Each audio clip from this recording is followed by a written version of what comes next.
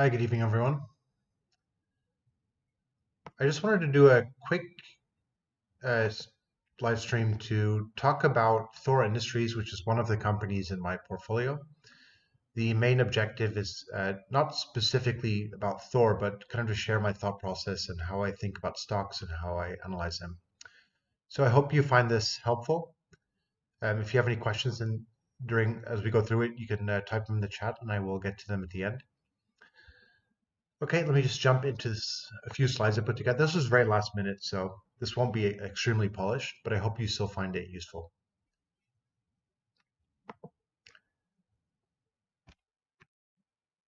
Just a quick disclaimer, this presentation is only for educational purposes. This is not investment advice, and all the views are my own, and they are not endorsed by eToro. Trading may result in the loss of your capital. You should consult a certified financial advisor to discuss your personal financial circumstances and the suitability of any investment product, including eToro and including my copy portfolio. And of course, past performance may not be indicative of future results. So I think the most obvious place to start with any company is to kind of figure out what it is, what it does, and how it does it. So on a high level, Thor is a conglomerate of 16 different brands uh, of recreational vehicles, RVs or campers as they're sometimes called in Europe. One of their most iconic brands, kind of a classic piece of Americana, is the Airstream, which you can see a picture of here. They are the number one company in the space, about 3 times the size of Winnebago.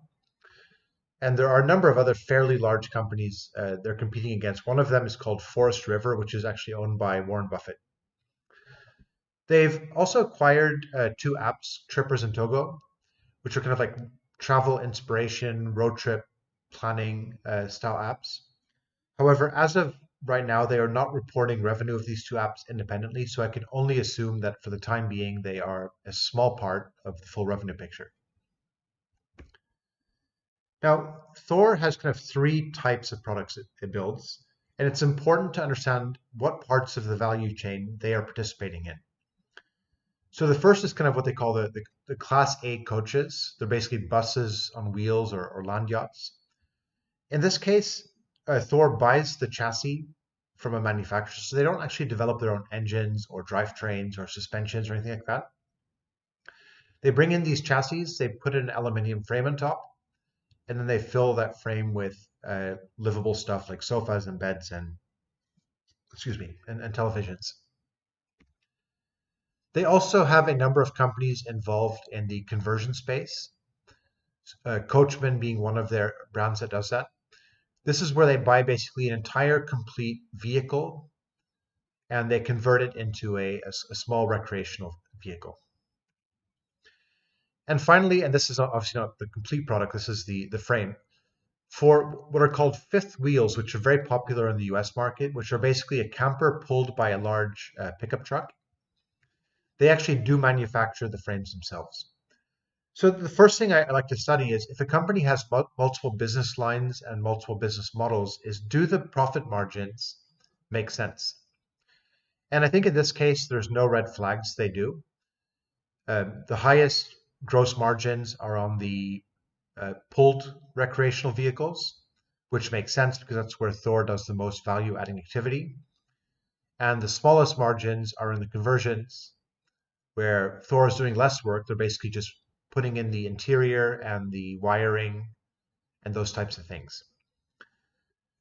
Now, it should be noted that all of these, well, at least the 2 on the left, they require a lot of aluminium work. So Thor has acquired a aluminium producer called Postle Aluminium. Sorry, it's not a producer. It's actually more like a shaper and bender that creates the final frames, and I believe also does the welding of the different pieces together. So that's a pretty useful part of a vertically integrated supply chain. Now, by and large, Thor operates in the US market. That's 75% of their business. The other quarter or so is in Europe. Now, the numbers you see on the left here are actually the quarterly numbers for the last quarter. They're not the full year numbers. The actual full final financial year we just finished was about 8.6 billion of revenue and about 15% gross profit margin. Now, something I like to compare is I like to compare the geographic profile of a company against the industry. So I've done that by downloading this chart, which shows you the global RV market. And you can see that it roughly corresponds to Thor's business. But the one thing that kind of jumps out at me is while Europe is about a third of the global business, they're just over 20% of Thor's. So they're clearly not as effective in Europe. I'm not sure if that's because of product mix or in fact they fully acquired a joint venture they had in Europe last year with a company that was doing their distribution there. So perhaps Thor came to the conclusion that it was underperforming or that it could do better on its own. But besides that, there's again nothing that really jumps out as unusual or nothing really red flag like. But it's fair to say that both the industry as a whole and Thor specifically are quite US centric businesses. So why did I invest? I think it's off the top of my head about 2.5% of the portfolio into this company. Well, what I look for are catalysts. What are things that could happen either in the short term or in the long term that would fundamentally change the share price? And there are several of these catalysts I've identified. One of them is actually very short term. It is what I believe to be a mispricing situation where the market has not priced in the explosive growth potential that I believe Thor has just in the next 6 to 9 months. Second, so RVs are traditionally perceived, and rightfully so, as a lagging industry in the market, as in they underperform the general US economy. But I have some reasons to believe that that will change and that it will, in fact, become a leading industry to the extent that it will outgrow the US market. Further, I think in the maybe slightly longer term, like 2 years, there's probably some demographic changes that are going to help Thor. And finally, through technology and innovation, there's a couple of catalysts that could significantly skew the market away from the secondhand market, more favorably towards the new retail, which of course will help Thor because they are only selling their vehicles new. Now let's start with my first assumption that there is some kind of secret, explosive, unlocked growth potential. So this chart you see here identifies the inventory levels within the dealers, the independent third-party dealers that sell the different brands that Thor owns. And if you kind of look at it hovers between about around the 100 to 130,000 range. But suddenly in the last year, the last financial year, there was a precipitous decline of about 40%, down to 60,000 units of inventory across their dealer network. So these dealers are the ones who buy from Thor, of course, right? So there's a few reasons why that might be the case. You can think of this as a very positive scenario in that the RVs are flying off the lot so fast that Thor can't really keep up with supply. Or you can think of this in a very negative way. Maybe the dealers are losing faith in their products and are reducing the risk level of their balance sheet by reducing inventory levels and ordering less. So in order to answer the question of is it A or B, we need to look a little bit deeper.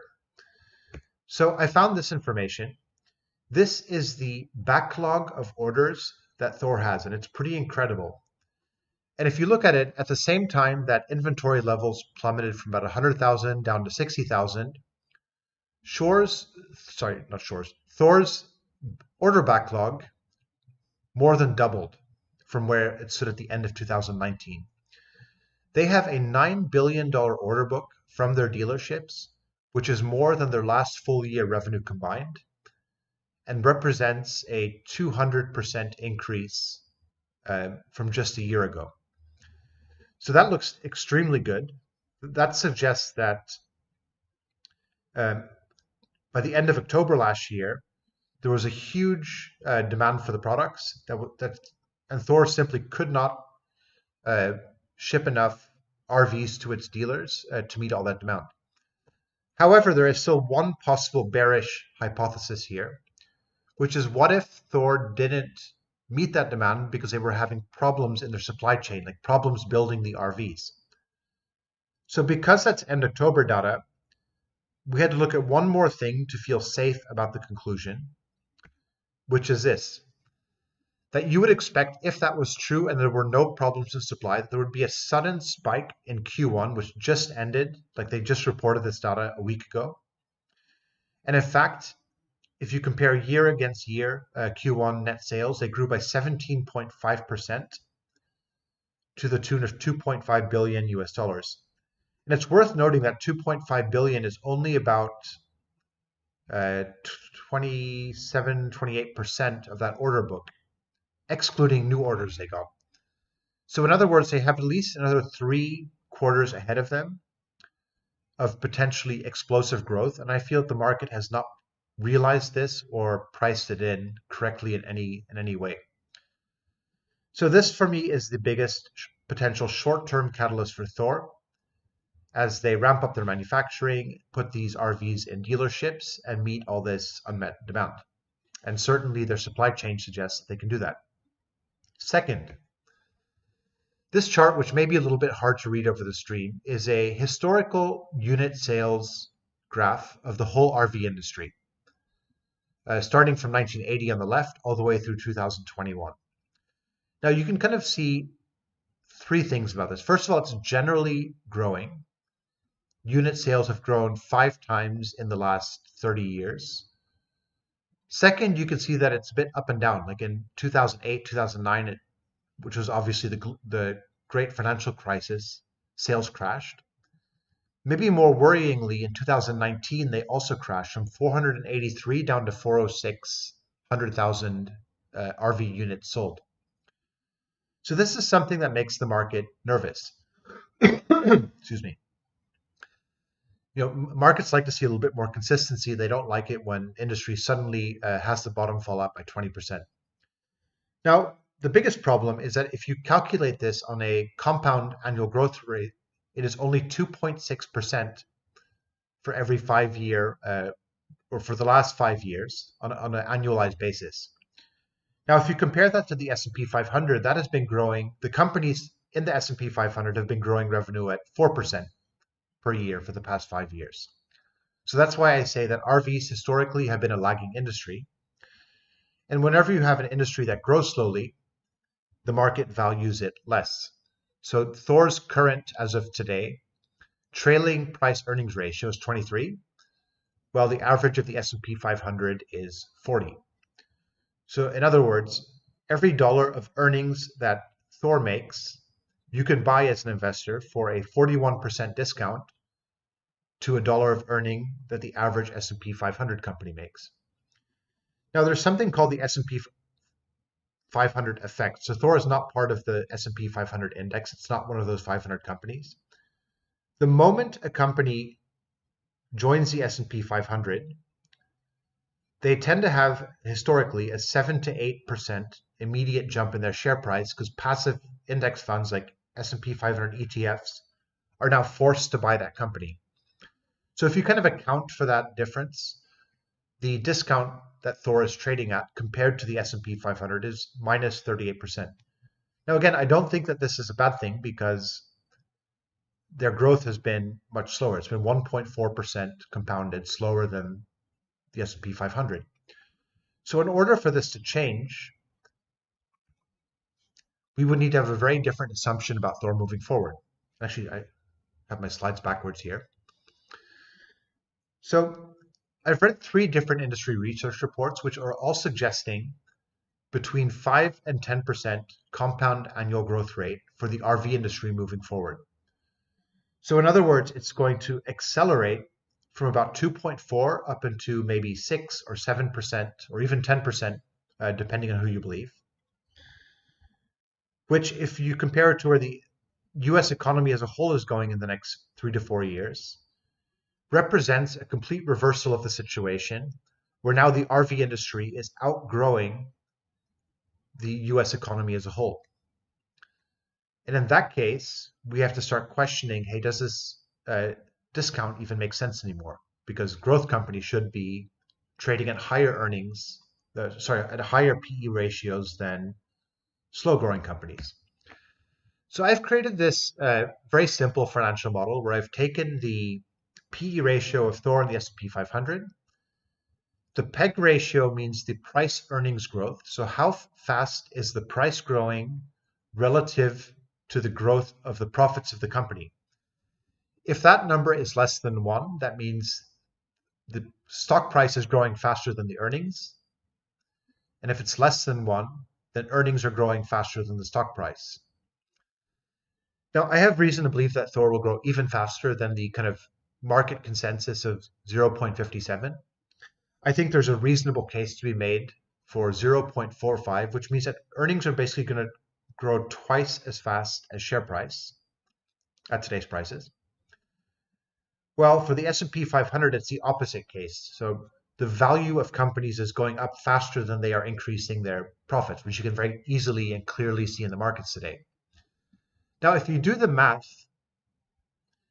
on today's share price, that implies that 5 years from now, as Thor grows its earnings, it would be trading at a 13 multiple.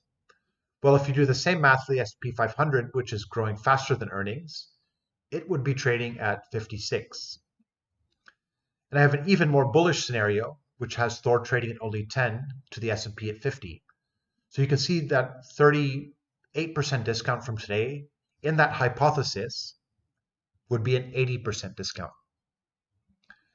Now, obviously, there needs to be a correction. So if Thor continues to trade at a 38% discount, that implies that its share price today of $119 within 5 years should grow to about 278. That's using my most pessimistic set of assumptions here of a 0.57 PEG ratio, a 1.25 for the S&P 500, and also the assumption that the discount of 38% compared to the S&P 500 would remain. Now, I think that's actually quite unrealistic. I think it's going to be better than that. So if you take the best case for Thor, which is a 10.4 versus a 55.69, and you reduce that discount to just 25%, then we see a implied share price of 478. So if you kind of annualize that, we're looking at an 18.5% annualized return in my conservative case and a 32% annualized compounding return on my bullish case. This is clearly much better than the typical performance of the S&P 500, especially for a non-tech company. This is phenomenal. Okay, so let's talk about the other catalyst real quick.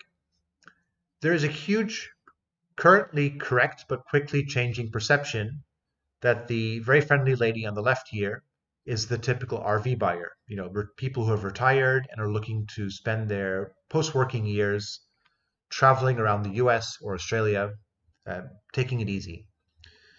Now, there is a very fast transition happening towards very young people.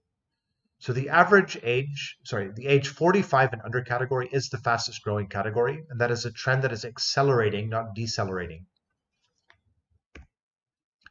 Now, why is that? So millennials and even people now in their mid to late 30s are getting priced out of the housing markets in many countries, especially in the US, and even to some extent in Europe.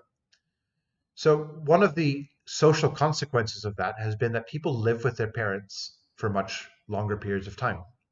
So I just did a very simple Google trend search. You can do this yourself, by the way, for any two Google terms. And I kind of took the term that millennials call living in an RV, which is van life, and just compared it to the search for living with parents, maybe people looking for tips. You can see a completely flat trend for living with parents and an increasing interest over the past 5 years in people wanting to learn more about van life. And of course, in today's age, by and large, that is being driven by influencers and people posting on YouTube of their life and adventures living in a typically quite small combi van. And this is just 3 of them. There are dozens and dozens of these. I find them pretty unwatchable personally, but your experience might differ.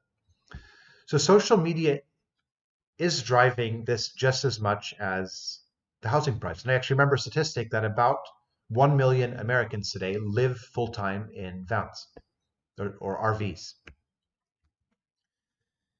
And finally, if you take two markets, right, take the traditional automobile market, which of combustion engine automobiles, there is a very robust secondhand market. People buy new cars, and then after a few years they sell them, and some people are just looking to buy used cars.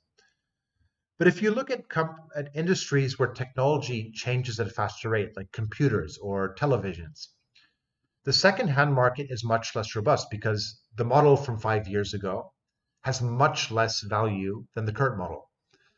And I think some of the specific innovation that is coming to the RV market will in fact favor Thor, as it will drive more people uh, to the decision to buy new rather than to look for resale. So I think resale prices will become depressed. Now, some of those are obvious. There's going to be an electrification of this industry as well. All the same types of technologies that we're seeing in the home, like the smart home, IoT, sensors, artificial intelligence controlling temperature and lighting, are already in the high end of RVs today, and that should very quickly trickle down to the mass market. Now, next, the off-grid capabilities. What I mean by off-grid is the ability to basically take your RV anywhere, like into the great wilderness, and explore, is very quickly improving. And as 5G internet becomes pervasive, as solar panels become more efficient, the ability for people to take their RV anywhere will be greatly enhanced. And that, of course, is going to attract a lot more people into the space who really kind of crave that nomadic lifestyle and like the idea of getting away from the urban hustle and bustle, especially when they can work from anywhere. And finally, anytime you have, as we're seeing with Tesla now, whenever you have software become a greater part of the value proposition, there is a potential for like an RV as a service kind of business model where maybe Thor is selling the RV and then able to charge some hundreds of dollars per month for software updates, new features. And again, that's a business model that's already being pioneered today by Tesla. So I think these are all things that work in Thor's favor. Now, it is important always to take the opposite side of your own argument. So I'm arguing that Thor is a fantastic company that is mispriced, that has great catalysts for growth, both on demographic and technology lines, and most of all, my valuation case. I think it is just very undervalued for how fast it will grow. And finally, I think that it has an absolutely explosive potential in the next 12 months. It might well double in the next 12 months if I'm not wrong. But it's important to take the other side of the argument as well. So here's the four things I've identified that would potentially hurt Thor. First of all, RVs are expensive, right? So a cheap new RV starts at about 25,000 for a small towable. The mass market goes up into the 200 to 250,000 USD range. And there is a luxury segment as well, which can go up to $1 million or more dollars for a very large, very luxurious RV. Because these are big purchases, they are largely bought with loans on credit. So if we were to see a significant increase in interest rates, that would make it much more expensive for people to buy RVs, and we would expect sales to dip. Now, this hasn't happened yet, but it is happening in Japan specifically. There are a few companies trying to do an Airbnb for RV type business model. And this is actually a bit of a risk because the average RV is only used 21 to 22 days per year, which means that for 340 days a year, it's basically sitting there. So potentially there's quite a big market perhaps for people who don't own an RV to be connected with people who own one and are not using it. Now, that obviously is a potential technology business model shift that may or may not happen in the US RV market. I don't know. Now, a very obvious one, which we already saw earlier in the 30-year historical RV sales. The graph that you see here plots Thor's sales against US consumer confidence metrics. And you can see they basically track exactly the same. So in 2019, which was a horrific year for the RV industry, um, the reason was very simple. Consumers felt scared about the future, about the economy and their jobs and things like that. And of course, if you're worried about your job, the very first thing you're going to do is cut luxury expenses like RVs and maybe postpone that decision into the future. And finally, especially within US Australia, the place that people take their RV to are largely national parks and state parks. And there's quite a bit of pressure from environmental groups to close these parks to commercial usage. So to close down campgrounds where you could park an RV. And I do think that trend will continue, but I think we will have other commercial operators that will start filling that void of RV campgrounds that are currently in state parks, which under the Biden administration may become protected in the future. So anyways, these are all for the reasonable risks, and they need to be priced into any case.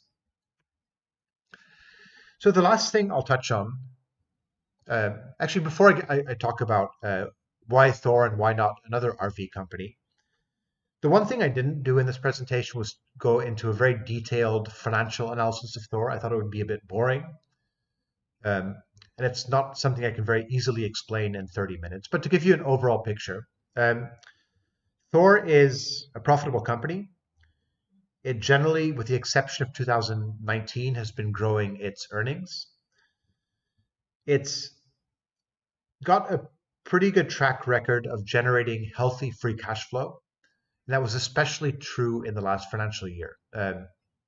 It generates quite healthy cash as a business. Its balance sheet is solid. Its current ratio from memory, I don't have it in front of me now, is about 1.8, so it's not about to go bankrupt. It's got plenty of cash on hand, and it is, as you saw earlier, in a really great position with its order book. Excuse me, I've got a little bit of a dry throat.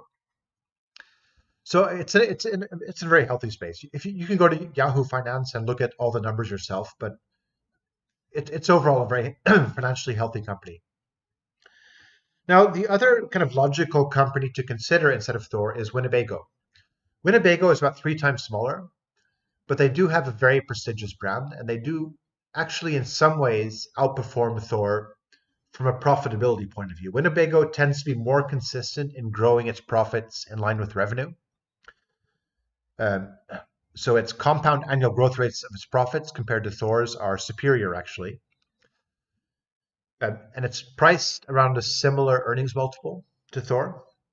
But really what led me to Thor rather than Winnebago was a little bit what I said about Louis Vuitton. If you saw that my other video that I made, my recent investor update, I value more than most other investors the characteristic of a company that is its ability to acquire other companies and successfully and profitably integrate them, which is not many companies are able to do that. And Thor is, and Louis Vuitton is, and Disney is.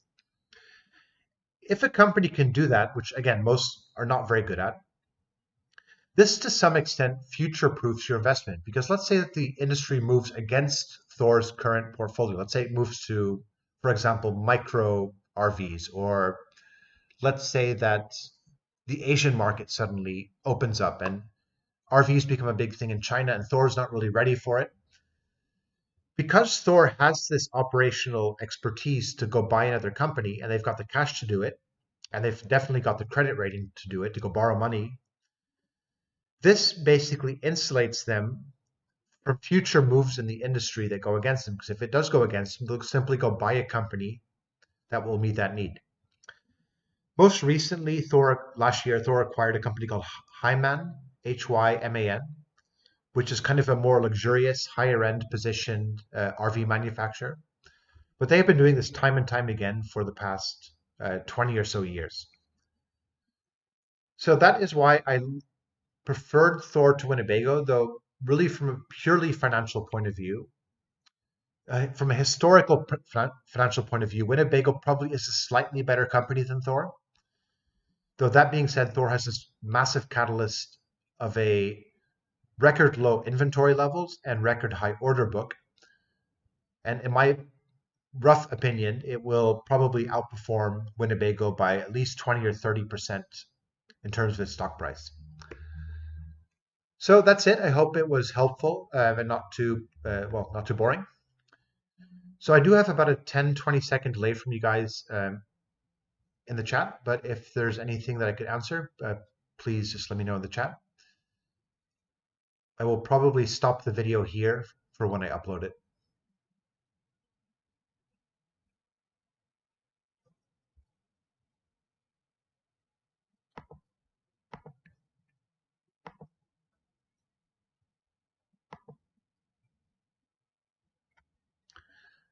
Okay, I